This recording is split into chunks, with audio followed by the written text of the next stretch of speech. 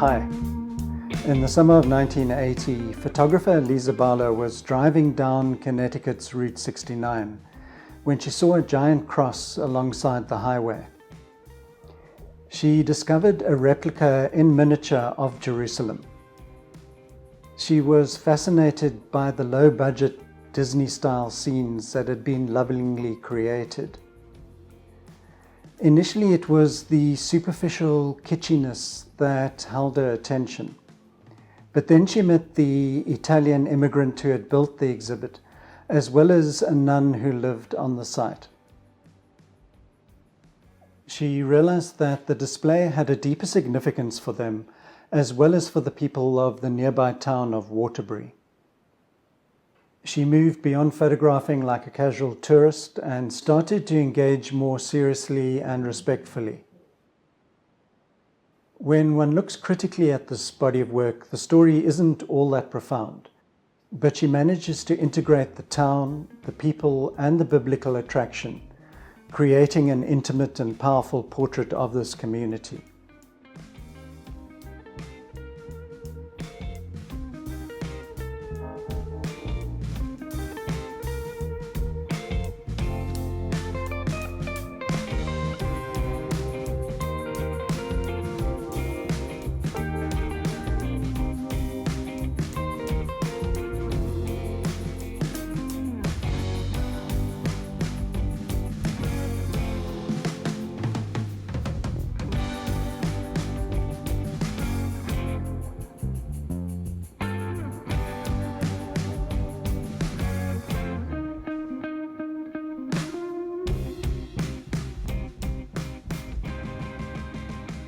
There are some strong parallels to be drawn with the work of Sage Sawyer, who I profiled on the channel a few weeks ago.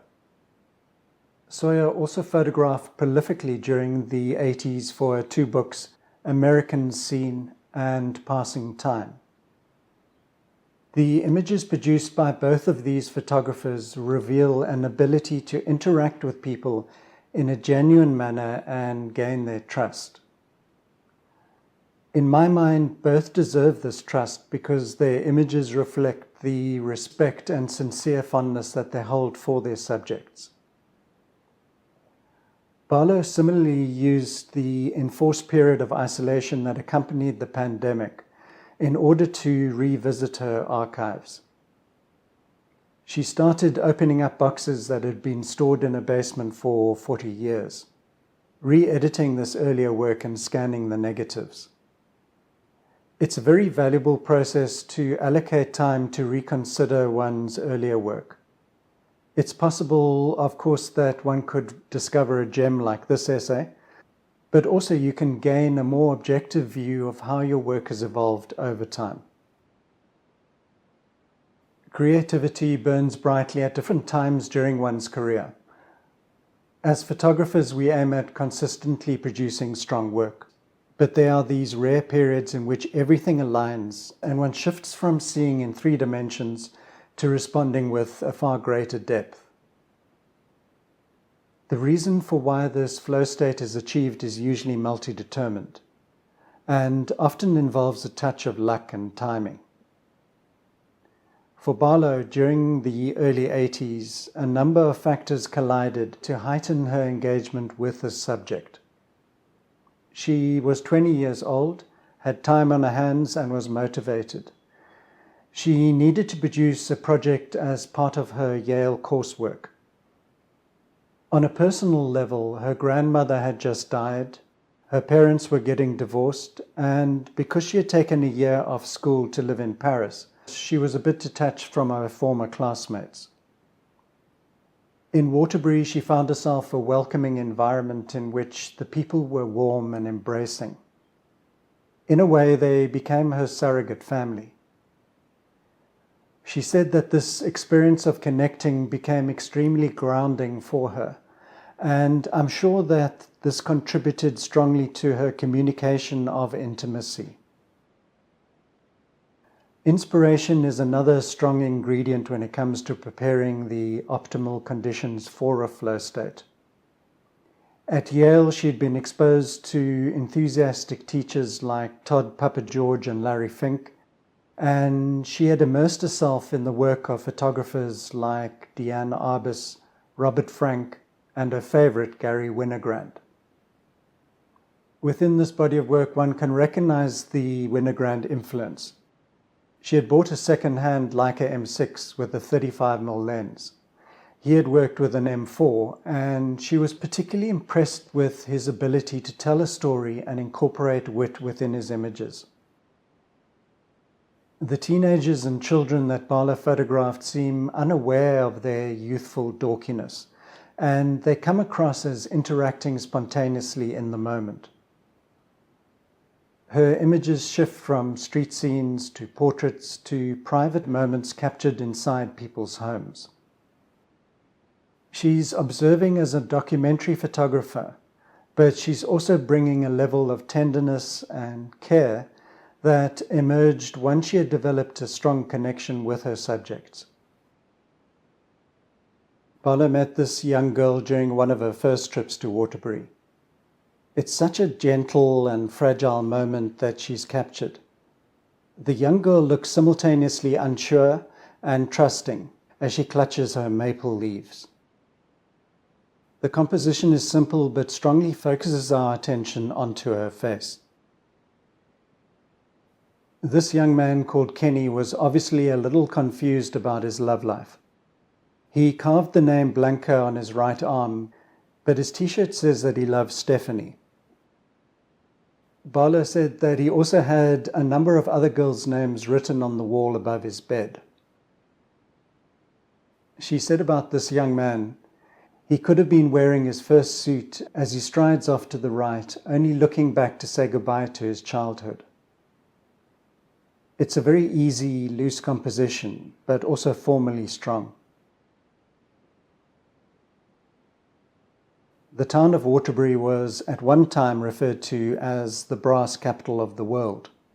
But by the 80s, it was just another failing mill town with empty factories and rising poverty.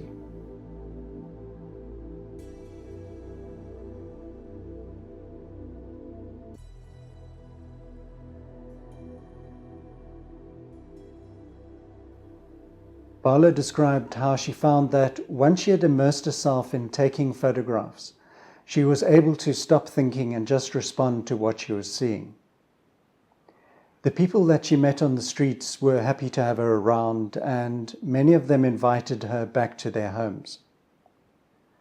This organic way of working and creating connections diminished the usual sense of separation that one recognizes in photographs that are merely produced within the observer-observed dynamic. Christianity was a strong presence within the town. There were crosses everywhere. But for Barlow, she discovered a far more understated form of earthy holiness that she was eager to capture. This photograph would have been fine without the washing line, but combined with the electricity pole forming a cross in the background, it conveys the strong connection between the residents of Waterbury and the Holy Land site. She took this picture at a Catholic youth dance held at the St. Celia Church. Not everyone had a partner, and Barlow noticed this young woman who had obviously made an effort to dress up for the dance, but was sitting alone. The scene reminded her of melancholic paintings that Edward Hopper produced of women feeling equally isolated. Barlow's essay would be considered strong by any standards, but 40 years later it possesses the added component of nostalgia. There's now yearning for a simpler, less self-conscious time. These days, it would be very difficult to replicate this work because people have become a lot more suspicious and skeptical about the motives of photographers. When Barlow had completed this project, she tried to get the work seen and published, but without much luck. She remembers one memorable response, which suggested that there was no longer a market for concerned photography. Post-COVID, having scanned the work, she tried again. She felt a responsibility to her earlier self, the people that she photographed, and the work itself. The photographs are beautifully printed and sequenced within this book. And there's also plans afoot for more publications of her earlier work. She feels that the process of unearthing this essay has allowed her to reconnect with a significant period within her life that she had actually thought she had lost. She believes that it has helped her to uncover where she's been photographically in order to plot a path for where she's going. I'll run some of her other images, but thanks for joining me. I hope you enjoyed her work, and I'll see you next time.